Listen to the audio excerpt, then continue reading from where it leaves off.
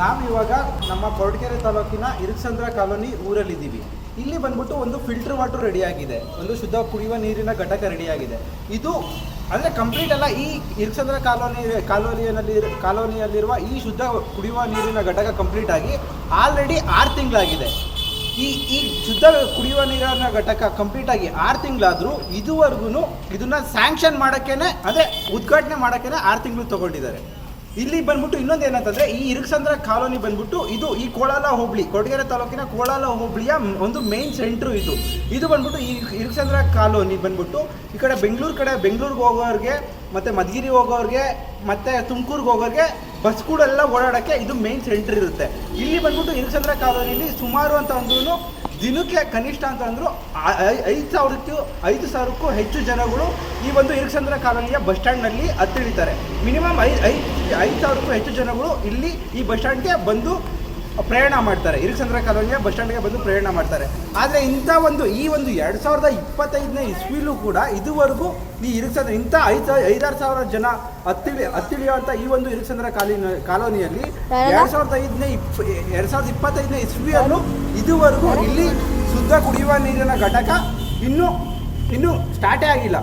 2020 ಇಷ್ಟು ಆಧುನಿಕ ಯುಗದ 2025ನೇ ಇಸ್ವಿಲಿ ಇನ್ನೂ ಕೂಡ ಇಲ್ಲಿ ಶುದ್ಧ ಕುಡಿಯುವ ನೀರಿನ ಘಟಕ ಕಂಪ್ಲೀಟ್ ಆದ್ರೂ ಸ್ಟಾರ್ಟ್ ಆಗಿಲ್ಲ.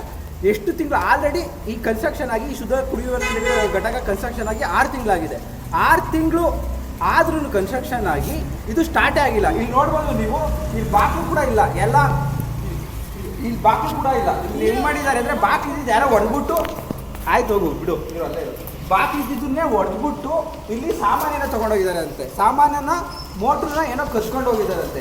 ಅಂಥ ಪರಿಸ್ಥಿತಿ ಇದೆ. ಅಂಥ ಸಾಮಾನು ಮೋಟ್ರ್ ಎಲ್ಲ ಕತ್ಕೊಂಡು ಹೋಗಿದ್ದಾರೆ. ಇಲ್ಲಿ ಶುದ್ಧ ಕುಡಿಯುವ ನೀರಿನ ಘಟಕದಲ್ಲಿರೋ ಸಾಮಾನು ಮೋಟ್ರ್ ಕತ್ಕೊಳ್ಳೋದ್ರೂ ಇದು ಯಾರು ರೆಡಿ ಮಾಡಿಸಿದ್ರು, ಇದು ಯಾರು ಕಾಂಟ್ರಾಕ್ಟ್ ತೊಗೊಂಡಿದ್ರು ಅವ್ರು ಬಂದು ವಿಚಾರಿಸಿ ಕೂಡ ನೋಡಿಲ್ಲ. ಇಲ್ಲಿ ಏನಾಗಿದೆ ಸಮಸ್ಯೆ, ಇನ್ನೂ ಗ್ರ್ಯಾಂಟ್ ಆಗಿಲ್ವ ಅದ್ರ ಬಗ್ಗೆ ತಲೆನೇ ಕೆಡಿಸ್ಕೊಂಡಿಲ್ಲ. 6 ತಿಂಗಳಾದರೂ ಸುಮ್ಮನೆ ಇದ್ದಾರೆ. ಗ್ರ್ಯಾಂಟ್ ಅದನ್ನು ಉದ್ಘಾಟನೆ ಮಾಡೋಕ್ಕೆ ಮುಂದೆನೇ ಹೋಗಿಲ್ಲ. ಅವರು ಉದ್ಘಾಟನೆ ಮಾಡೋಕ್ಕೆ ಮುಂದೆ ಹೋಗಿಲ್ಲ. ಮತ್ತು ಇದ್ರ ಬಗ್ಗೆ ಬೇಗ ಉದ್ಘಾಟನೆ ಮಾಡಬೇಕು. ಇದು 6 ತಿಂಗಳಾಗಿದೆ ಆಲ್ರೆಡಿ. ಈ ಇರಕ್ಸಂದ್ರ ಕಾಲೋನಿಯಲ್ಲಿರುವ ಈ ಶುದ್ಧ ಕುಡಿಯುವ ನೀರಿನ ಘಟಕ ಕನ್ಸ್ಟ್ರಕ್ಷನ್ ಕಂಪ್ಲೀಟ್ ಆಗಿ 6 ತಿಂಗಳಾಗಿದೆ. ನಾವು ಬೇಗ ಇದನ್ನು ಉದ್ಘಾಟನೆ ಮಾಡಿಕೊಡಬೇಕು. ಜನಗಳಿಗೆ 5,000 ಜನ ಈ ಬಸ್ ಸ್ಟ್ಯಾಂಡಲ್ಲಿ ಹತ್ತಿಳಿತಾರೆ. ಅವರಿಗೆಲ್ಲ ಕುಡಿಯುವ ನೀರಿಗೆ ಹೆಲ್ಪ್ ಮಾಡಬೇಕು, ಕುಡಿಯುವ ನೀರಿಗೆ ಸಹಾಯ ಆಗಬೇಕು ಅವರಿಗೆಲ್ಲ ಅಂತ ಹೇಳ್ಬಿಟ್ಟು ಇವರು ಇನ್ನೂ ಸ್ಟಾರ್ಟ್ ಮಾಡಿಸೋಕ್ಕೂ ಕೂಡ ಪ್ರಯತ್ನ ಮಾಡಿಲ್ಲ. ಇನ್ನೊಂದೇನೆಂದರೆ, ಇಲ್ಲಿ ಬಂದ್ಬಿಟ್ಟು ಈ ಇರಕ್ಸಂದ್ರ ಕಾಲೋನಿಯಲ್ಲಿ ಸುಮಾರು ಅಂತಂದರೂ ಒಂದು 10-12 ಬೇಕ್ರಿಗಳಿದೆ, ಮತ್ತು ಒಂದು 7-8 ಹೋಟ್ಲುಗಳಿದ್ದಾವೆ.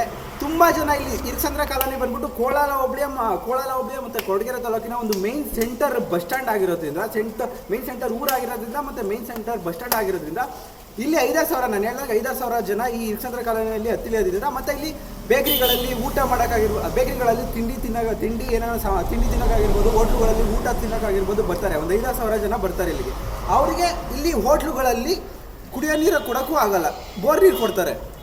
ಸುಮಾರು ಕೆಲವರು ಪಾಪ ಇಲ್ಲಿ ಫಿಲ್ಟರ್ ವಾಟರ್ ಇಲ್ಲದ ಕಾರಣದಿಂದ ಇಲ್ಲಿ ಈ ಇರಕ್ಸಂದ್ರ ಕಾಲೋನಿಯಲ್ಲಿರೋ ಬೇಕ್ರಿಗಳಲ್ಲಿ ಮತ್ತು ಈ ಇರಕ್ಸಂದ್ರ ಕಾಲೋನಿಯಲ್ಲಿರೋ ಹೋಟ್ಲುಗಳಲ್ಲಿ ಕುಡಿಯೋ ನೀರು ಕೊಡೋಕ್ಕೂ ಇಲ್ಲಿ ಫಿಲ್ಟರ್ ವಾಟರ್ದು ನೀರು ಇಲ್ಲ. ಅಂಥ ಪರಿಸ್ಥಿತಿ ಈ ಒಂದು ಇರಕ್ಸಂದ್ರ ಕಾಲೋನಿಯಲ್ಲಿ ಇವಾಗ ಇದೆ. ಆದುದರಿಂದ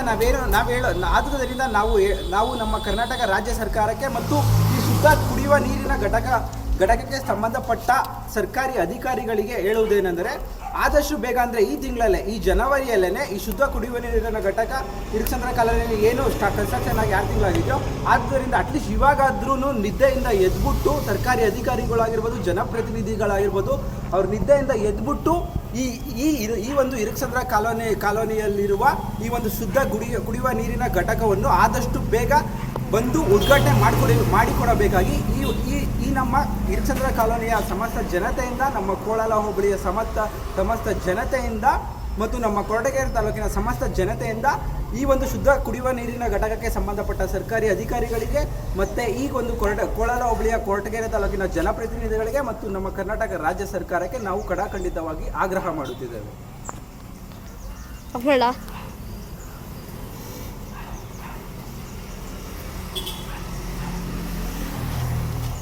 ಆಯ್ತಾ?